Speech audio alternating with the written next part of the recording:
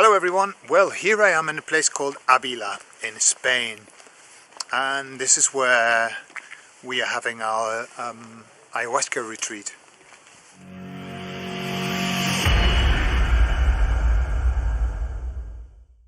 I've got a few questions about ayahuasca. Why ayahuasca? So the first time I was introduced to it, I was actually traveling in Peru. And the second day I was in Lima, I met a friend of a friend, and I told him that I was going to the Amazon the next day. And he said, "Oh, are you going to do ayahuasca?" I was like, "Sorry, what?" And then he explained it briefly to me. And then when I went into the jungle, and I was just, there to tour the jungle, I met this amazing native guide that we had, and I asked him about it. And when I asked him about it, he felt offended. Oh.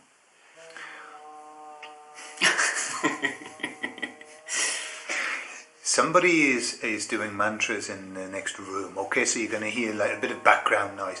Alex, we're here with Alex. Alex, thank you very much for doing this interview. Alex, we're here on another ayahuasca retreat, and we met the last time that I was here. So you've returned.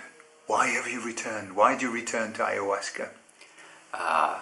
It's a really interesting question. I'll be honest, I don't have the answer to it. It's more like a calling me back to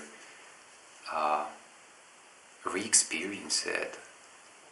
And, this whole re-experience thing was different than the first time. The first time, it can sound counterintuitive. The first time when I came here, I had a really aggressive trip, but it showed me so much, and especially in the next couple of months, I discovered so many things based on the trips I had the first time when I came here, and I was like, alright, it revealed so much. It unlocked me emotionally, because up until that point I was this completely rational being trying to find logic in everything in the world. So I didn't really allow myself to feel things because I was trying to rationalize everything. So we're here with Johanna. Hello. Hi. And Johanna, I'm talking to people, just getting an idea of the ayahuasca experience. How many times have you experienced ayahuasca now? This was this weekend yesterday was my 6th time. Okay. So, okay. So I guess how do you say it? It's 3. I went for 3 times. It was always 2 ceremonies in a row. Sure. Yeah. And have you always been with Manuel? No, I did my first time in Mexico, which was very nice. And then the other time I went with Manuel, and I have to say with Manuel, it's another level of great. What's the attraction? Well, I was when I did it for the first time, I was intrigued for a while, and I had questions. I couldn't really pinpoint it. I didn't really know what it was, but there was something that I knew that I needed to heal, something that was a bit off. And shall I share what it was about, my experience? Entirely, if you want to, yeah. Well, I had, when I was 17, I had my period once and never again. And until I was like, and I mean, in the beginning you're like, you don't care, and the doctors told me I'm completely fine, but then I turned 30, and then you're like, okay, look, this is weird, and then you have doctors telling you like, well, you most probably will have to, if you ever want to have kids naturally, you most probably will have to freeze your eggs and do the whole in vitro thing, and because I always ask, but what is it? And I was like, I don't, because my hormones were fine. I was like, everything was okay, but like there's just something off. Also, I had trouble like really falling in love and being in a relationship. I was always like, I was a very happy single person, which is also something unusual. I mean, people always seek love and seek someone to be with, and I did seek that. I did want that, but I never really could let go. And I was like, so I don't know, I started talking to someone, and back in the days I didn't speak Spanish, and then I was with this girl, and I told her my story, and she was like, have you ever thought about doing ayahuasca? And I was like, well, actually I have, but I'm a bit scared. I was like, I don't, the idea of sitting with people in a circle that, and you hear them puke wasn't very, very appealing to me. But then she's like, well, I think it could help you. And then she put me in contact with this woman in Mexico who was German. I get a chance to come to experience ayahuasca, let's say, twice a year, if I can. And this is the new place that we come to. It's very beautiful. And it's next to a reservoir. Let's see if we can get the reservoir in the background here.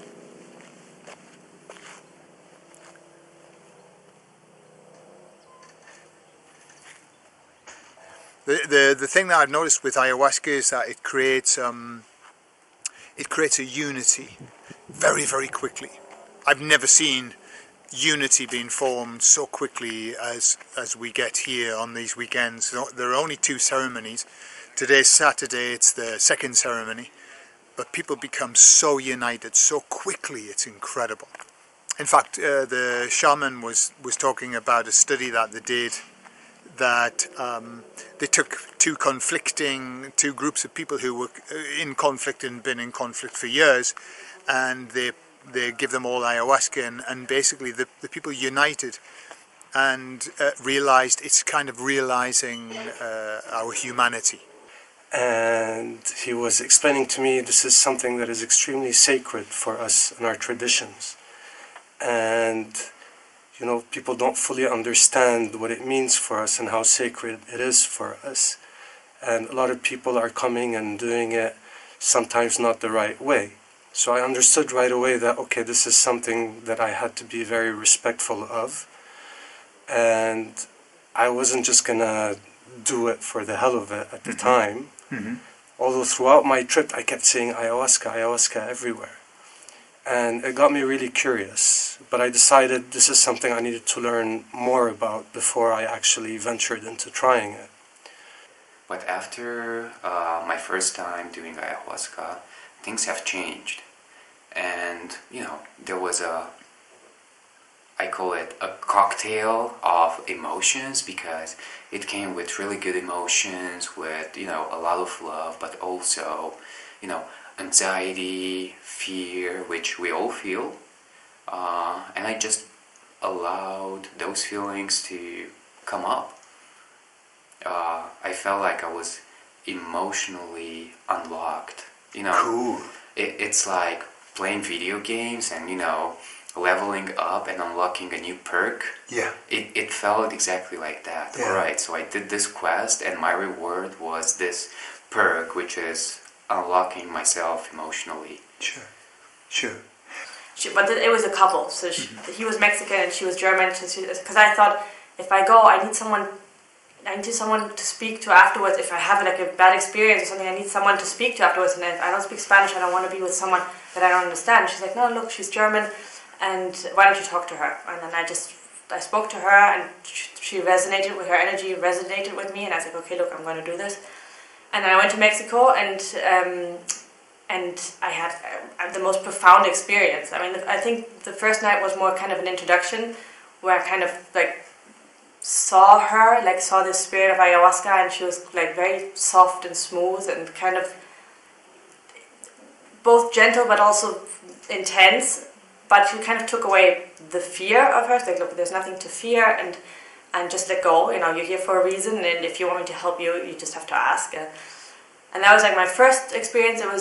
That was already something. And then the next night, or the next ceremony, I had like the most incredible experience about what a beauty it is and what a present it is to be a woman. So I was like, and it was just like this whole femininity and everything about just showing me how much of a woman I really am. Like it does, and that I'm perfect, and that nothing, that I don't have to worry, that I don't have to be so strict with myself, and that everything is going to be fine, and that she's here to help, and that she's here to heal,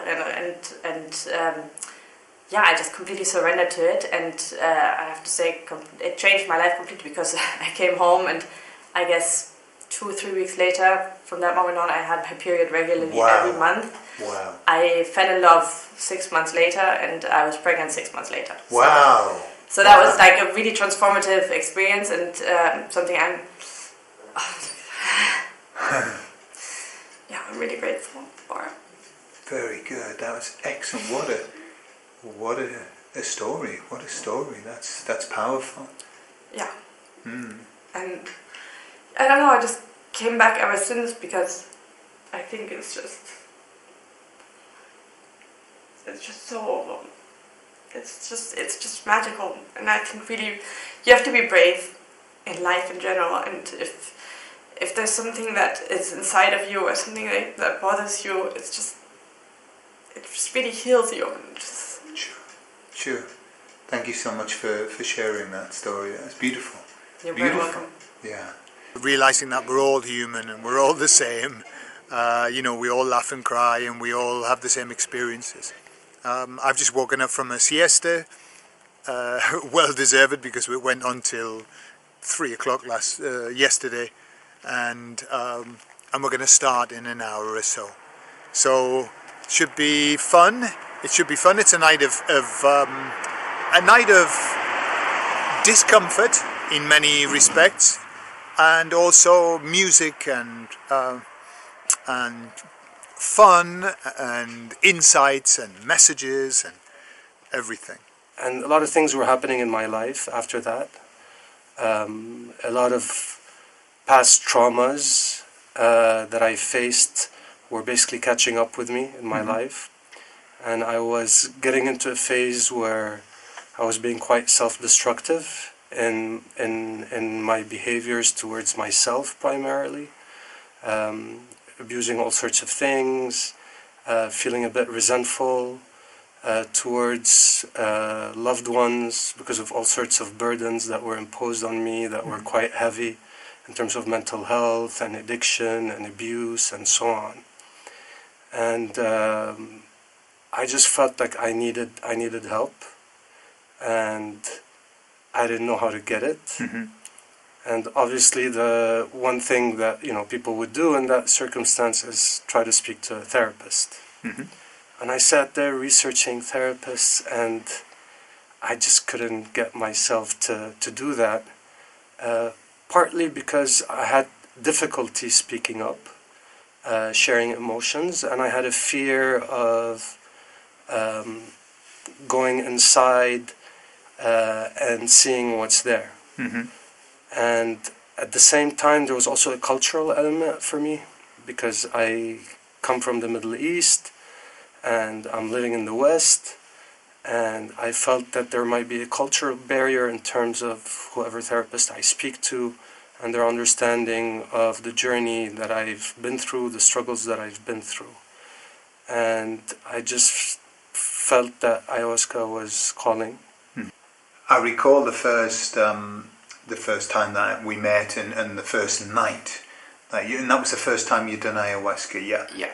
And I know it was very violent for you, wasn't it? Yeah. There was a lot of shouting going on, yeah. Yeah, I'm not sure for how much time. It was probably like 3 or 4 hours of swearing and screaming, and I can't remember this exactly, but the person sitting next to me, and I think even you told me that, I grabbed my water bottle and I started smashing it to the ground. Like, I released a lot of tension, and the way I saw it, there were some suppressed parts of myself that were just on a day to day. They were just kept away. I tried to outcast them, and they felt like, all right, this is our chance to get out, because this motherfucker is not letting us out in any way, Sure. And they came out. And I had researched it quite a bit by then, spoke to some people who have done it. And the person that actually influenced it the most for me was Gabor Mate. Ah, yes. And when I read a lot of his writing, him being a scientific man as well, not much of a spiritual man at that point until, he delved into the world of ayahuasca, that became convincing. And then I heard of these ceremonies here, and I decided, you know what, I'm gonna do this. And within 2 weeks I booked it and I went. And I got some beautiful messages from the medicine. That's what it's called, the medicine. Call it a reframe if you will, but that's what it is. It's a medicine, because in my therapies I've watched people who've struggled with understanding themselves for a long time, and then they go to ayahuasca, and then suddenly I'm talking to a new person, somebody very different, somebody very centered, very focused. It's an incredible medicine. It truly is. And you know, there are lots of anecdotal stories of people being cured of addictions, of depression, of all kinds of illnesses, and ayahuasca sorts them out. The first time was with Manuel, and you know, it was a weekend, and it was a very, very, very difficult experience. It was a very heavy experience. And at the time I was describing it to friends as being probably the hardest thing that I have ever done in my life. Sure. A lot of the things that I had suppressed very deeply came out, but came out in a quite violent way, but also an extremely healing way. And I felt there was a major breakthrough in those 2 days, and I generally felt the work that I had done in that weekend probably would have taken me months, if not years, of conventional therapy. Sure.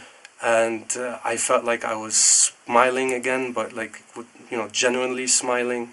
I felt like a huge release, and I told myself, wow, if this did this to me in such a short period, I can only imagine what it would be like if I, you know, continued this journey and delved deeper into it. Good thing I wasn't violent with anyone around. No. I was violent with myself. Yeah. I can't really tell exactly why, but I felt my father's presence, my father's energy around, which was really dominant, and you know, he used to swear like that. So I really found myself in a space where I became my father and started swearing and, you know, getting all of that out. And at some point during the first night, I felt like I was dying, but it was a strange way to die, because I kept, I kept getting tortured. I thought I was dying for a few seconds or minutes. I was calm. I thought, like, all right, finally I died. And then the whole thing repeated. I was in these loops, and I kept getting butchered or something similar. At some point I really thought I was dead. So soon after that, I decided to go back to the Amazon jungle to do it with the Shipibo tribe. And I went on an immersive retreat in the Amazon for 3 weeks. Wow. Where we did multiple ceremonies. But they had this amazing program where, in addition to the ceremonies, there was a lot of meditation, a lot of yoga. The experience was different in the way that the ceremonies are done. They had a great focus on having a gender balance. So the shamans were a lady shaman and a male shaman. Okay.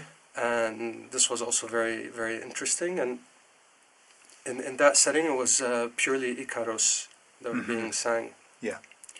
And again, there I was starting to delve more, not into my direct personal issues, but a bit more into the spiritual realm, and trying to reconnect with spirituality, reconnect with nature. And then after that experience, it became something, a tool that was available to me that I strongly believed in. So I kept going back, sometimes to the Shipibo, sometimes to Manuel. Okay. And usually I would go back because there are new challenges in life that I need to face, or because there are things that I need to discover about spirituality, about our existence.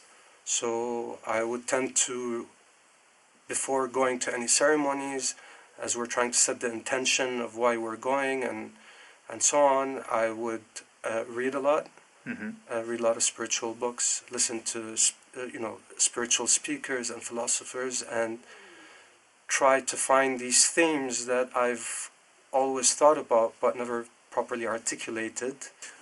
So it's kind of like, in my opinion, ayahuasca is a year's worth of therapy in one night.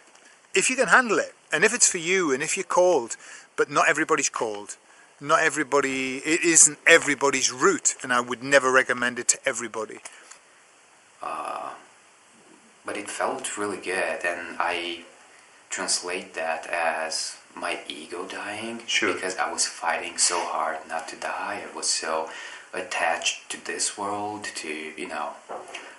I was really attached. Obviously, we're still attached to this world, but since it was my first experience, I didn't know where I'm going, what's going on. I was really confused, and I was really afraid to leave this reality. Sure. I've got a question for you. So, this is I suppose you've had the third and your fourth ceremony. This weekend, we've also had somebody else who had a tough time and was making a lot of noise. And how do you view that now as you listen to him having his tough time? Interesting, because I was sitting next to him the first night. Initially, when I heard him, suffering there, I was feeling bad for him, but, in my mind, I was like, everyone is getting through his own thing. We all need to experience our own things to get through all those experiences. But at some point it became so loud, and I could feel the agony in his voice and in his whole being. I had to step away a little from my mattress and kind of move around and find a more comfortable place. I felt really uncomfortable.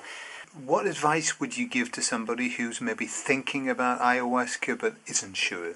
I mean, I've learned not to recommend it per se to anyone that, this is something you have to do. I think it's very much a personal choice. I think like many things in life, once a person is wanting and willing to address some of the issues that they have, the challenges that they have, that's the first big step, is deciding I want to do something about my situation. And then obviously there are a lot of modalities out there. I feel it's not necessarily for everyone, but anyone that tells me they're going to do it, I would be very happy for them. And if they choose to do it, I always am happy to share my own experiences, because they'll be more open to hearing out those experiences, and maybe they could relate to some of the things that you would tell them, and that could help encourage them to take that step. Sure. But certainly if you're called toward it, and if you feel drawn, and if you would like to experience it, then I recommend that you go ahead and do it, because it's truly a beautiful experience. It's certainly something that has completely changed my life for the better. It truly has. I still experienced that uncomfortable feeling, but shortly after, I started feeling like the king of the world. Like I conquered something. I went past through that uncomfortable experience, and I was like, all right, I won. I'm the king of the world. I'm doing great. It was like after a day of work, when you're just laying in bed, you're like, all right. It was a tough day, but now I can relax. Yeah. It felt really good. Beautiful. Well, Alex, thank you very much for sharing your story. Thank you. Okay, and let's see whether we can, encourage other people to try this medicine, because it's life-changing, isn't it? It is, and here's a message for everyone. It won't always be easy. It can get tough a lot of times, but we gotta experience this. We gotta get through the uncomfortable to understand more things about us to understand more things about our environment, those around us, and to become more aware of the whole nature of humans and all beings in this world. And again, it's not easy. It's just a way to become more aware of everything that surrounds us. And this whole experience helped me unlock emotionally and discover a lot of things, not only about myself, but about those around me and how they felt. So I definitely encourage people to try this experience once, because once you try it, you keep coming back. Once you pop, you can't stop. Exactly, exactly, that's it. Okay, Alex, well, thank you very much. Thank you very much for sharing that. My wife's not a great fan, and I understand that completely. She doesn't believe that you have to take psychedelic substances to improve yourself, and you don't. However, it helps. It really speeds the journey along. So, I will say goodbye for the moment from Avila, and I'll see you tomorrow, okay? After tonight's party. So I would say if you feel that this is something that is calling you, then talk to people around you who may have tried it that you trust. They will ease you into it, give you a bit more comfort around it. Somebody told me something in the earlier days when I was trying it, which is it will always take you to your limit, but never beyond. And I was also told that it's, when you're in a ceremony, it's about trust and concentration. Trust, concentration, and patience. Trust that it will do what it needs to do.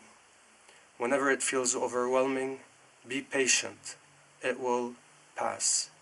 And the concentration part is, while you're going through the ceremony, it's not about, tripping out. It's about what you're learning through that process and what learnings you can take away from that experience. So when you're in the ceremony and you feel like you're indulging in certain states or certain thoughts, always go back to the concentration and to think about, okay, what is my intention? Why did I come here? And it is full of wisdom in ways that is difficult to describe until one experiences it. But I have only seen people who have, benefited from the experience. And if you research it, if it's done in the proper way, with the proper shamans, with the proper setting,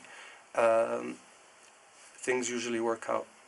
Beautifully explained as well. Well, thank you very much for taking the time to talk about your story and give us some great advice. Thank you very much.